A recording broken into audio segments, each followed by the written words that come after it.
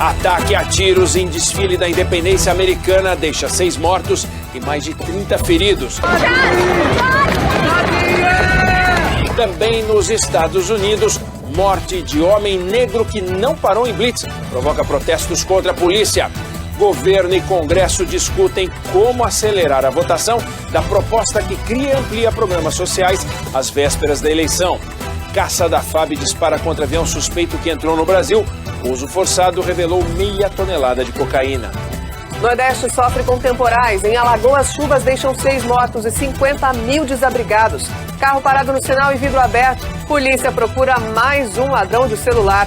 Pesquisa do Sebrae revela que ter o próprio negócio é o sonho de mais da metade dos brasileiros. Na reportagem especial, você vai ver que planejamento é fundamental. O mistério da mulher da casa abandonada, procurada pelo FBI, sumiu da residência em São Paulo. Papa nega rumores sobre renúncia e diz que ideia não lhe passou pela cabeça.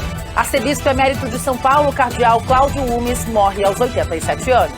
Gabriel Jesus troca de clube na Inglaterra, negócio de quase 300 milhões de reais. Acidentes impressionantes na Fórmula 1 e na Fórmula 2 ressaltam a importância do halo de proteção nos carros. O Jornal da Band está no ar. Jornal da Band. Oferecimento. Boa noite. O Brasil chegou ao topo de um ranking que dá vergonha. Virou um dos maiores exportadores de cocaína do mundo, o maior para a Europa, África e Ásia. O Rodrigo Hidalgo explica pra gente.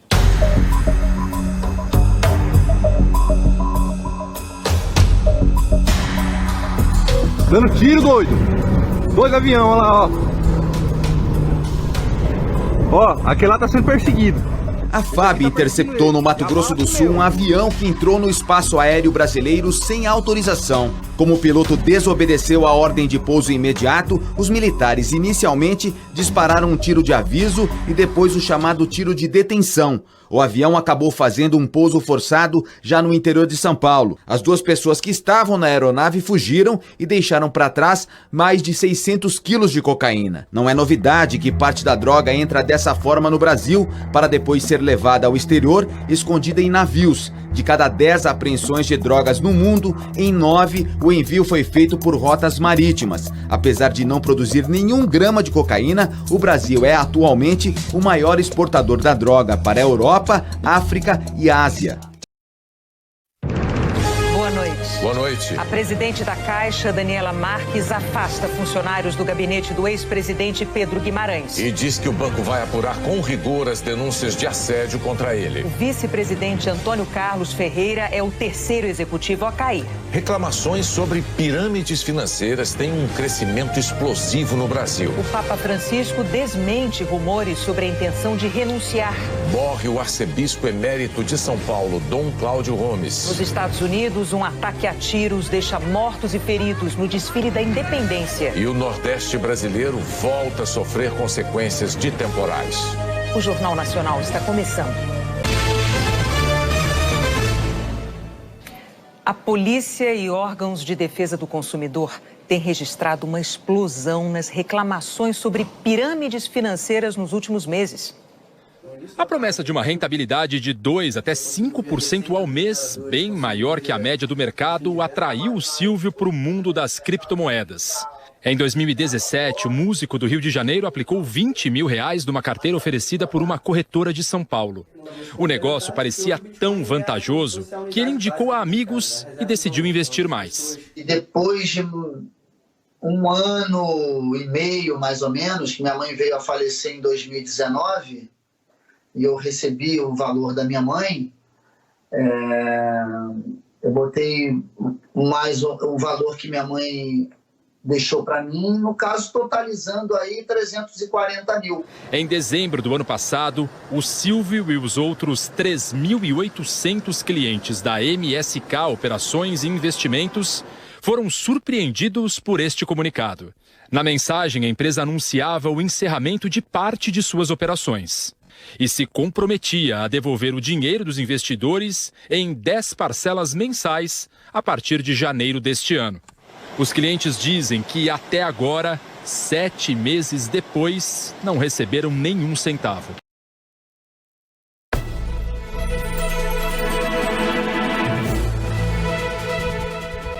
Segunda-feira, 4 de julho, o Jornal da Cultura começa agora com os seguintes destaques. Tribunal de Contas da União se junta aos Ministérios Público Federal e do Trabalho para apurar a conduta do ex-presidente da Caixa nas acusações de assédio.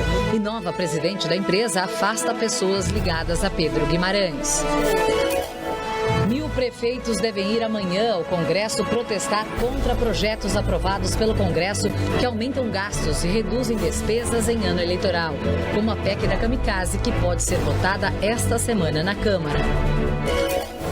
Extrema-direita migra para o YouTube, que é considerado agora o principal canal de disseminação de informações de aliados do presidente Jair Bolsonaro. Rússia diz ter conquistado a região separatista de Lugansk, enquanto a comunidade internacional discute na Suíça a reconstrução da Ucrânia no pós-guerra. Ataque a tiros em desfile do Dia da Independência deixa ao menos 6 mortos e 30 feridos nos Estados Unidos. As últimas homenagens a Dom Cláudio Umes, arcebispo emérito de São Paulo, que faleceu nesta segunda-feira aos 87 anos. Olá, boa noite.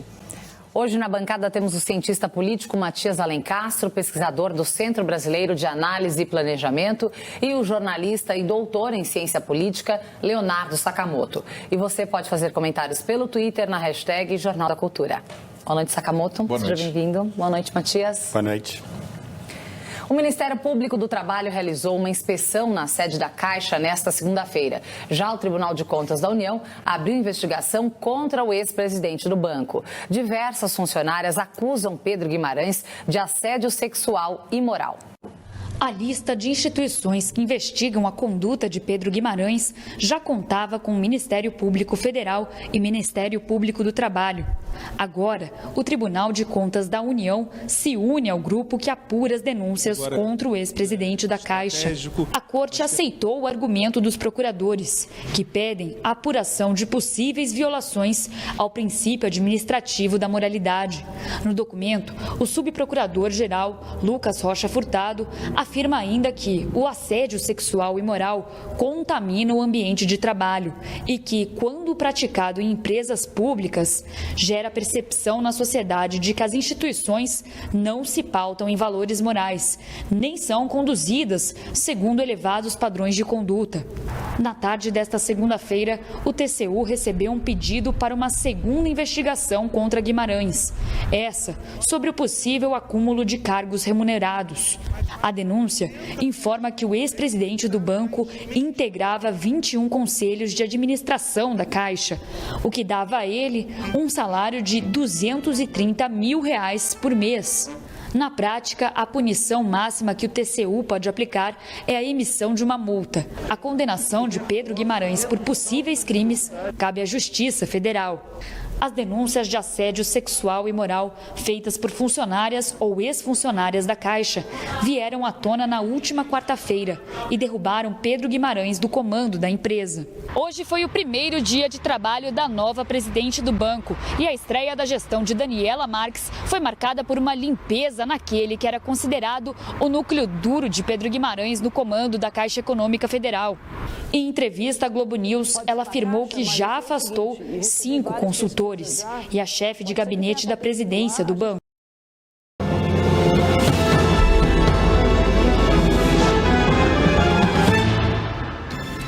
Ministério Público do Trabalho faz inspeção na sede da Caixa Econômica Federal depois de denúncias de assédio dentro da instituição. O TCU agora também investiga as acusações. Relator da PEC dos benefícios afirma que pode excluir do texto o estado de emergência e incluir um benefício para motoristas por aplicativos. Chuvas voltam a provocar estragos e mortes no Nordeste. Em Alagoas, 50 mil pessoas estão desabrigadas. Tiroteio em desfile de 4 de julho, Dia da Independência dos Estados Unidos, termina com 6 mortos e dezenas de feridos na cidade de Illinois. E morre aos 87 anos o cardeal e arcebispo emérito de São Paulo, Dom Cláudio Umes.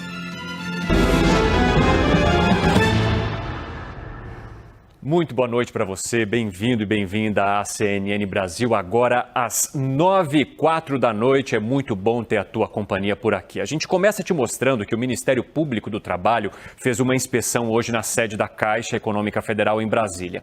Denúncias de assédio contra o ex-presidente Pedro Guimarães vêm sendo investigadas por várias frentes. Por isso, eu vou chamar agora ao vivo o Theo Cury.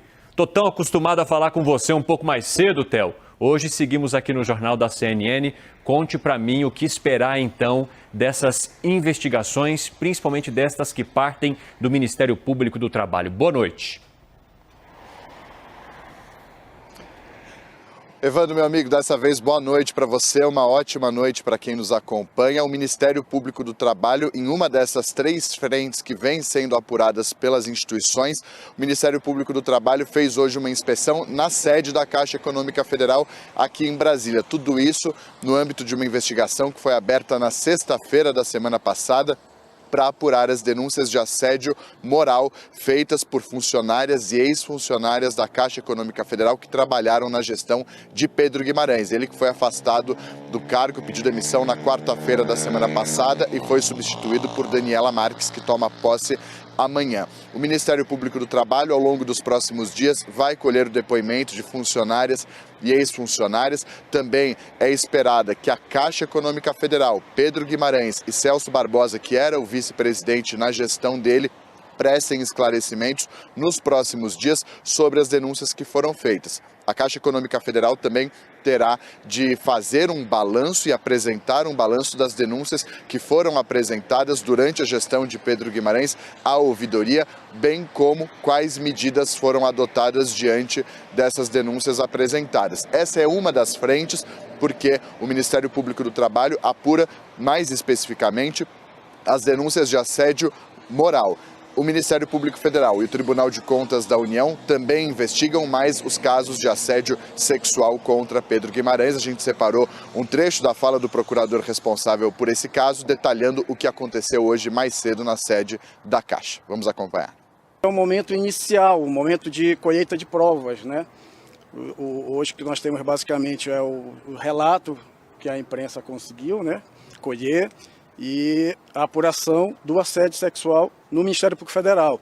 E o Ministério Público do Trabalho vai focar no assédio moral, sem embargo também da apreciação do assédio sexual, porque o assédio sexual e o assédio moral, eles andam conjunto. Geralmente, o assediador, quando a vítima não cede às suas investidas, ele parte para o assédio moral, né? Ele ignora, ele adota medidas de retaliação. Então são condutas que andam conjuntamente. Ainda sobre esse assunto.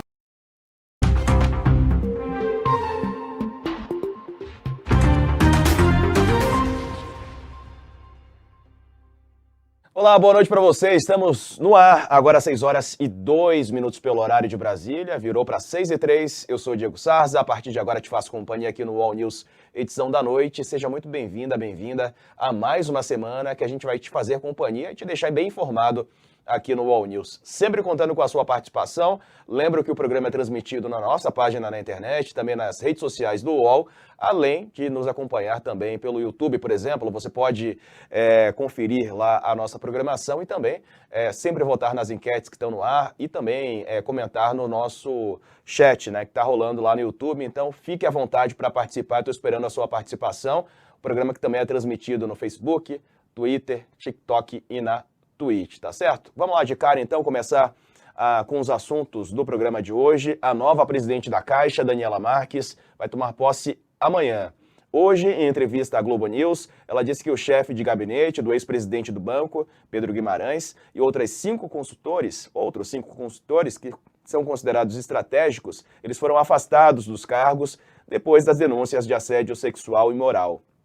Daniela explicou que, além de desejar isolar esse episódio e também a apuração dele, é natural que ela leve pessoas de confiança para cargos estratégicos na Caixa. Olá, boa noite. Eu tô dando risada com Siqueira e sua turma. Boa noite. Boa noite, seja muito bem-vindo ao Rede TV News.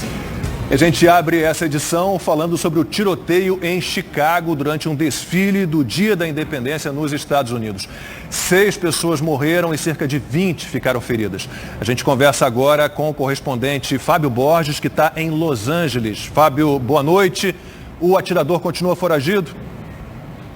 Boa noite, Lacombe. Boa noite, Érica. Muito boa noite a todos vocês. Olha só, sim, o atirador ele continua sendo procurado pelas autoridades policiais.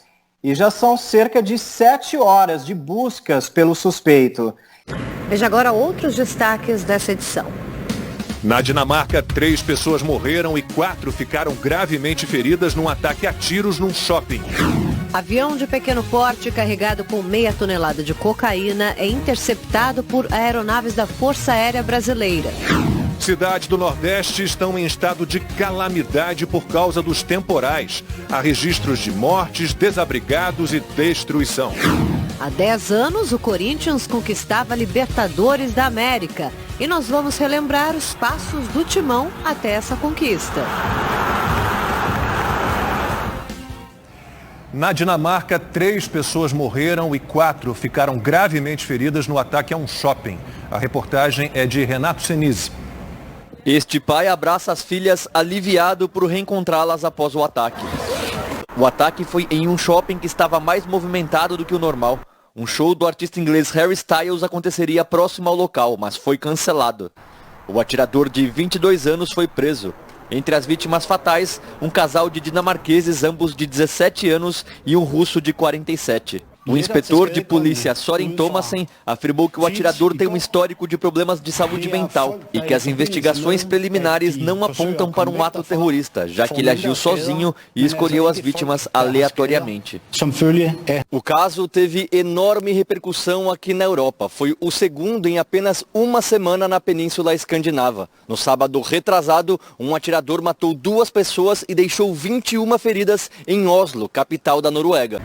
Um comentário rápido. Bandidos e loucos não costumam seguir leis. Imaginar que eles não terão acesso a armas se houver regras rígidas para o porte e a posse é um equívoco. Eles sempre darão um jeito. O problema não é a arma, um objeto inanimado. O problema são as pessoas. Os pingos nos is. Jovem Pan.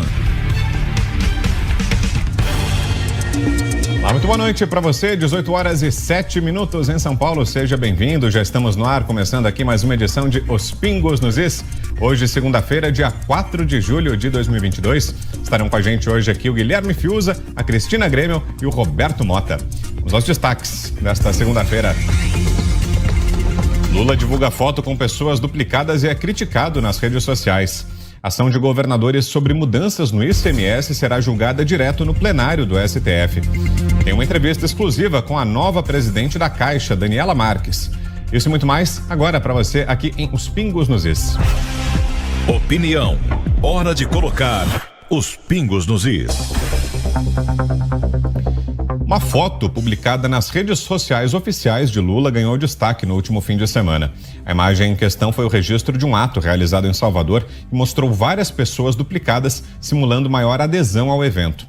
A foto foi tirada durante a participação do petista em um desfile cívico no Largo da Lapinha e diversos internautas questionaram se o registro não teria sido manipulado. É possível notar claramente a aparição de algumas pessoas por mais de uma vez no registro e outras delas se sobrepõem ou aparecem pela metade.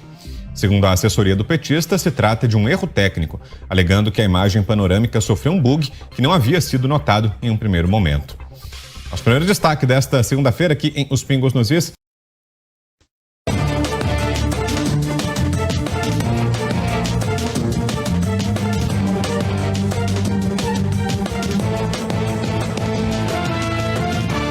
Boa noite. Um jovem de 22 anos foi preso nesta noite como principal suspeito de disparar dezenas de tiros no meio de um desfile de 4 de julho num subúrbio afluente da cidade de Chicago. 6 pessoas morreram nesta que foi a mais grave de várias ações de atiradores registradas no feriado da Independência nos Estados Unidos. Desde o início do ano, foram mais de 300. Num outro incidente, agora há pouco, na Filadélfia, 2 policiais ficaram feridos. Você vai ver também. Dinheiro valendo menos. Em 10 anos, real perde 50% do poder de compra. Alta dos insumos e incerteza econômica. Por isso, a indústria pisa no freio dos investimentos. Assédio na Caixa. Terceiro integrante da cúpula é afastado. 2 pessoas desaparecidas em Pernambuco depois da chuva do fim de semana. Em Alagoas, mais de 56 mil estão fora de casa. São Paulo se despede do cardeal Dom Cláudio Umes em missa agora à noite na Catedral da Sé. Na Suíça, uma conferência sobre a reconstrução da Ucrânia. E a vitória do Botafogo, fechando a rodada do Brasileirão.